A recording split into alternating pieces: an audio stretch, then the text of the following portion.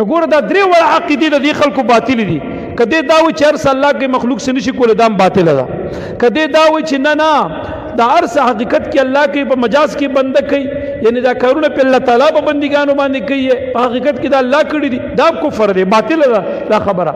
او کدی دا وایي چې نه مخلوق نه ده نه کېدو یقین، نو بیا دا الله ورته قرآن کې ولې وایي چې مونځ کوه، او چې بیا دا بنده مونځ نه کوي نو جهنم کې چې که نه اچي. نو چې اوس د دې بنده نه ده نه کېدو یقین شو، والله یې رانیسي په جهنم یې ورټومبي. نو دا زما رب خبرې مې دا دی چې په هغه کومه کلمه باندې به خلک مسلمانېدو، هغې کې اختلاف خلکو پیدا کړ. وي د کلمې مقصد دا دی چې هر څه الله کې مخلوق څه نشي کولی. نه، دا چا ویلي دي؟ دا چا بیان کړی دا مقصد؟ قرآن کې شته. راته وښایه 13 پارې قرآن کې کولی خیال استا الله زما ګروان.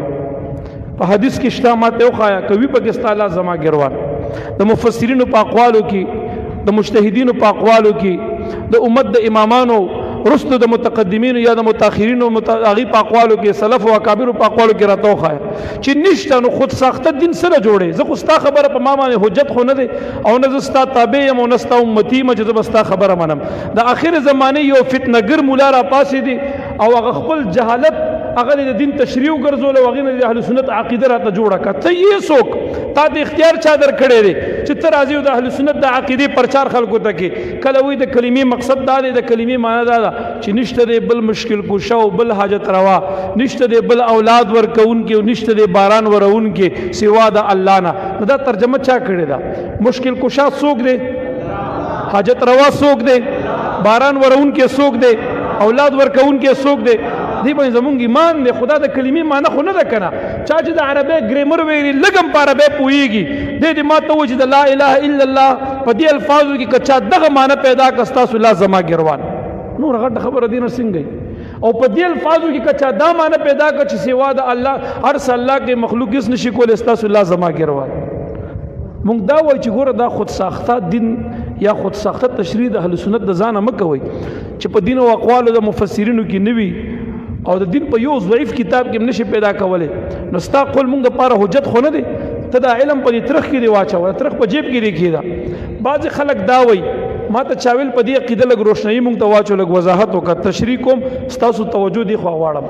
ګوره ما د جبر په عقیده خبرې شروع کړې وي، ډېرې اسانې او اسهلې خبرې مې وکړي.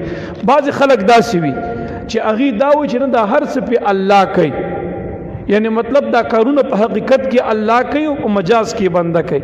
دا خبره د کفر ده، دا زه نه ویم. امام ربانی مجدد الفسانی الشیخ احمد سرهندی فاروقی رحمت الله تعالی علیه چې مسلم عند الکل دی، هغه مبارک په مکتوبات شریف کې لیکلی دي. مبارک فرمایي ونفی الفعل عن الفاعل حقیقتا واثباته له مجازا کفر محض.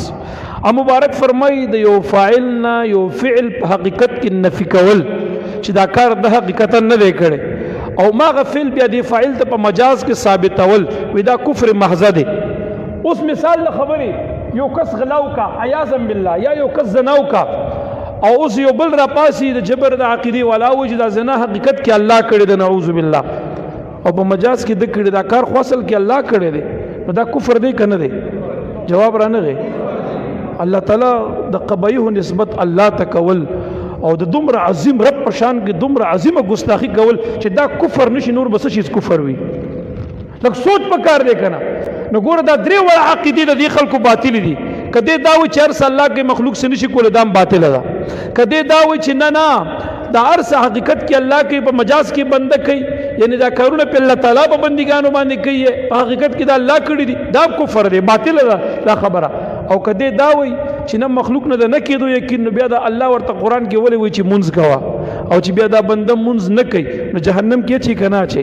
نو چې اوس د دې بنده نه ده نه کېدو یقین شو، والله یې رانیسي په جهنم یې ورټومبي. نو دا زما رب ظلم ونه کو، او الله ظلم کوي چا سره؟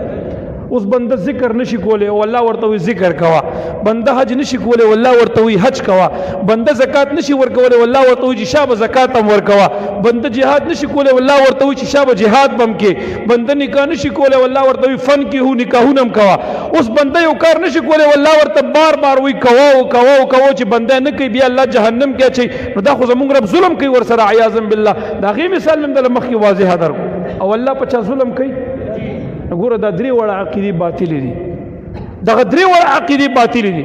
د شریعت نه خلاف دي. نبی علیہ السلام مبارک فرمای لعنت المرجئه على لسان 70 نبیا، على لسان 70 نبیا.